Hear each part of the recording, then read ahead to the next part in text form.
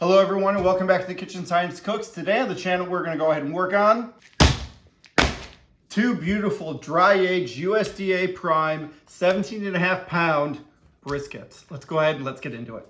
As you can see, these things are humongous and I'm really looking forward to cutting them up, getting them trimmed and getting them going. But also, as you know, I love my Wild Fork products.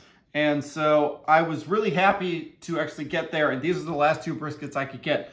Black Friday just ended a few days ago, and so I had to call around to actually find these. So that was amazing. The one thing that I'm not super happy about is these guys were $5.70 a pound, which means they've gone up 70 cents in the last 6 months since I went ahead and put out another video. So I think that while these are amazing to go ahead and get, and they're by far a better deal than anything I would get at one of my local grocery stores, prices are going up, and that means that it's becoming very, very clear that getting to the barbecue scene is going to be even harder than it was even though a year ago.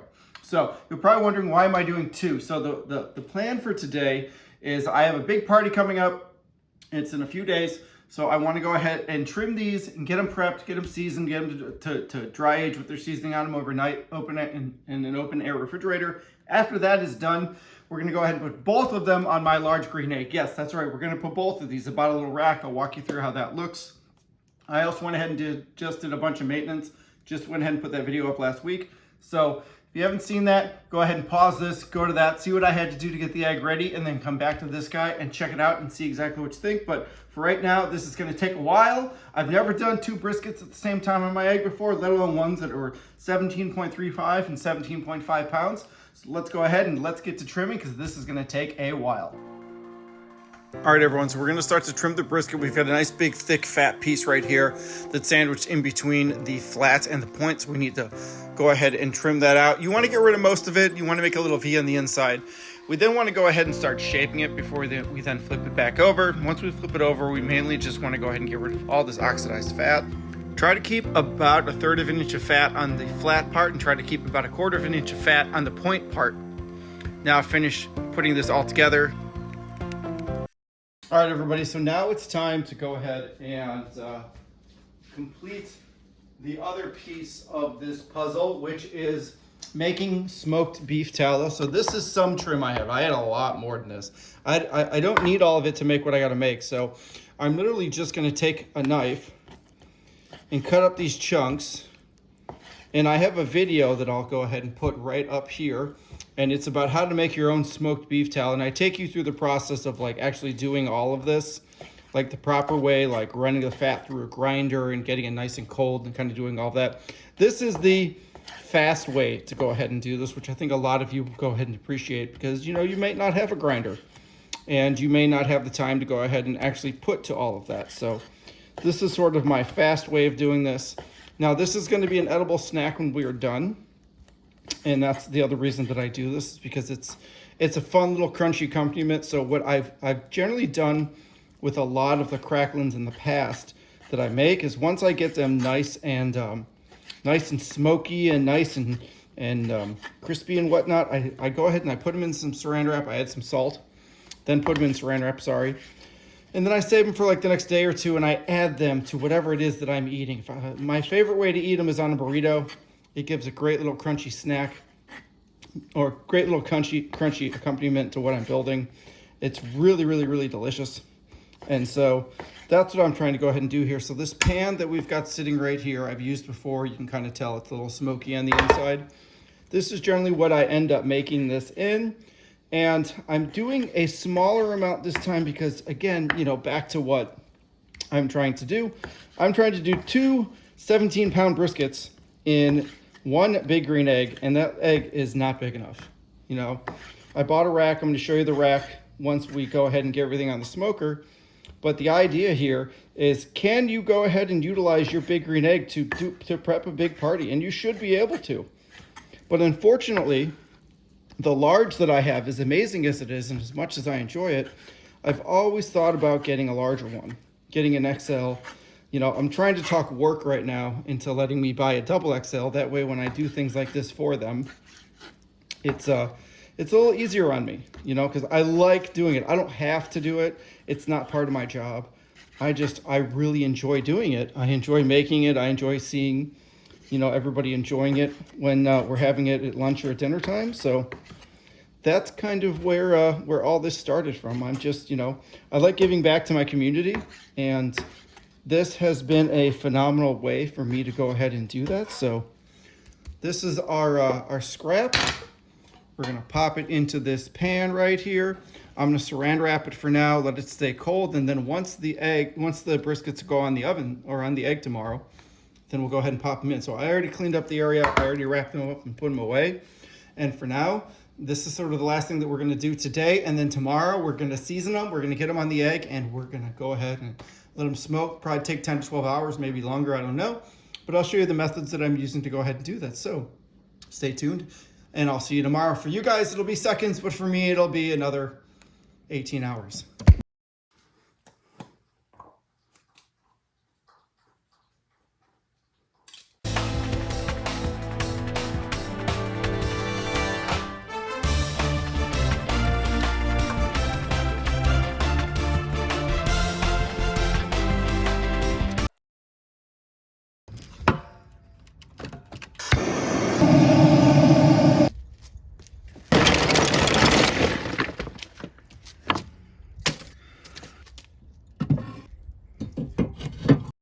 Good morning, everybody. So you'll notice that our temp is sitting right around 200 degrees. We've got our eggs set up and fully ready to go, as I just walked you all the way through.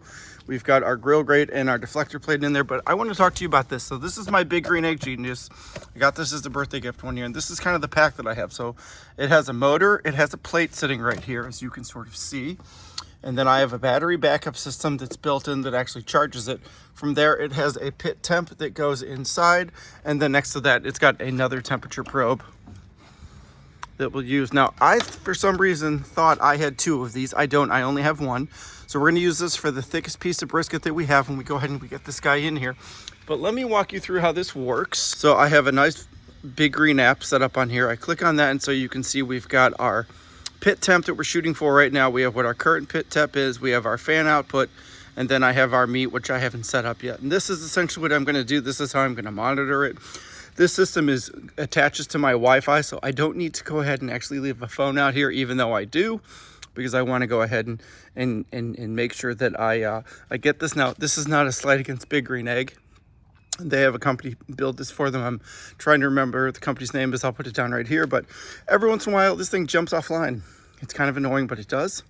But we want to go ahead and get up to temp. We want to get rid of all this white smoke so that it goes blue. And we want to let this thing go ahead and go. You'll also notice with my egg that I guess I am going to end up changing out that gasket because I do have a little bit of a leak. If you remembered in the last video we just put up, we went ahead and changed these guys out, so that's great. So let's go ahead and let's let this guy finish getting up to temp, and then we're going to pop our briskets on. All right, everybody, we are at temp. So our egg says 250 degrees at the dome right there, but you'll notice that on my device here we're at 284, so we're pretty close. So what we're gonna do right now is get everything on. So we've got nice blue smoke coming out of here. I'm gonna lift this up. You can see exactly where our temperature tag is. So I'm gonna take this guy and I'm gonna put him in here so that I can go ahead and get this rack on.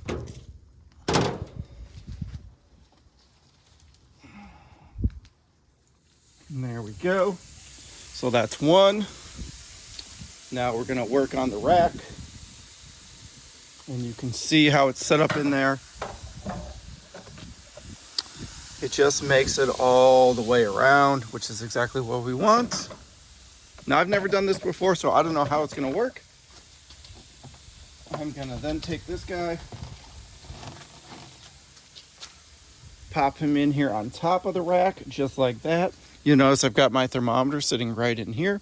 It's in the thickest part of it, and this is what we're doing. This is how this works, right? Take a look at that. So look at that, take a look at that. We've got a nice air gap there. We've got plenty of room sitting on the sides. All right, we're not touching the egg. And again, these guys are gonna shrink too, so just remember that. But no, this looks really, really good. All right, let's make sure we can close it. That's the other thing I'm concerned about. Yep, can slide back and forth. There's no resistance. No, just back just a scotch. There we go, everybody. She is on. She is good. We've got blue smoke. Timer starts now. All right, everybody. So we've been in for about 2 hours. Our top guy is at 150 degrees. Our bottom guy is probably a little bit more. Again, I only have the one probe and it's only sitting for the top. So what I'm going to do is I'm going to pull the top off, put it in this plate, and I'm going to flip them around. That way we can get a nice even flow going on. So this thing is still extremely heavy. There's still a lot left to go on here. It's kind of hard as a rock because of the temp that it actually is. So I'm going to pull this guy off. Right? And this is going to be fun to figure out how to do. And try to do it just like that so that I can just lift him up. And then take this guy, pick him back up, put him there, take this guy, put him here. There we go. And that's pretty much going to be that. That's how that's going to go ahead and go. And now I can let him go ahead and continue to keep cooking. Oh yeah. Oh yeah, that looks great. We've got great wetting going on right here. The rack is doing a good job. You'll notice that when we flipped it, I have like a little bit of an air gap in there between that and the rack, so that's good. We've got our cracklings going on down there, and I still have charcoal. It's kind of hard to see, but there's still charcoal in there, so we're going to just let this continue to keep going. But it looks amazing. All right, I'm going to shut this, and we're going to let it keep going. All right, everybody. I just finished foil boating them. They're both at 195 degrees. We are at about 8 hours in so far, so you can see the bark looks fantastic on them. We've still got wetting going on. They are nice and jiggly, though. It's kind of hard to see, but they are getting nice and jiggly. So we shoot up for 205 degrees, and then they end up going into our warming oven, and they stay. But as you can see right here, they're all wrapped up pretty good. So yeah. Let's go ahead and let them keep going, and then I'll come grab them when they're done. All right, everybody, so it's been about an hour. So while y'all were gone, I went ahead and poured about a cup of the smoked beef tallow that we were making in the back here into each one of these. And so I wanted to just come out and see where we are. Oh, yeah, we're getting there. Top of the flat's good. Point's good right there. A little hard there, a little hard there. But it's definitely getting there. All right, we're gonna check the one on the bottom. Oh yeah, it's getting there. Yeah, it's about the same environment right now. So we're good. So we're just gonna let this continue to keep going. Notice the temp dropped a little bit on the upper one. The bottom right now is still sitting at 198, so they're within 10 degrees of one another. That's wrong. I'm gonna have to go ahead and figure out why that did that, but yeah, so we're just gonna let it keep going. It's starting to rain, which is great. So you know, the egg's still pushing around at about 260 degrees, which is exactly what we want. We're just gonna let it keep going and going and going.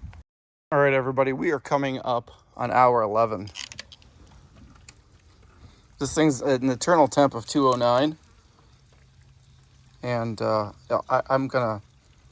yeah, it's just about done. It's a little tough here in the flat in some spots, but I come over to the point and it's just, do you like I'm using an old thermometer? My other one broke. It's just perfect. So let's go a little bit longer, probably another half an hour, and then I'm going to pull it off. So it'll be almost 12 hours to get the 17.5 pounder done. Oh yeah.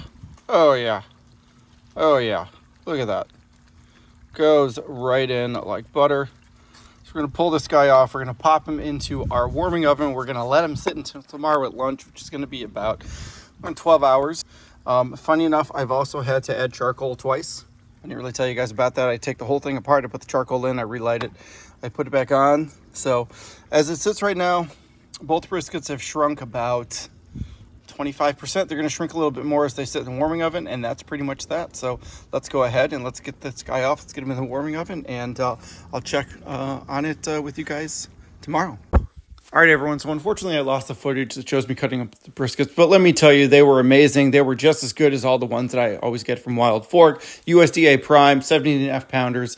I will tell you that the egg was a champ with this. It did a really good job. It actually did two really amazing things. It made the bark darker, and it dropped the temp of the egg. Usually the egg likes to run around 300. This time I was keeping it running right around 265 degrees. Anyways, if you guys like this content, please go ahead and hit that like button. If you've got any comments or questions, please go ahead and put them down below. And if you come here often and you like what we're doing and you want to go ahead and see us do more, please go ahead and hit that subscribe button. I could really go ahead and use your help. And as always, have a fantastic barbecue week.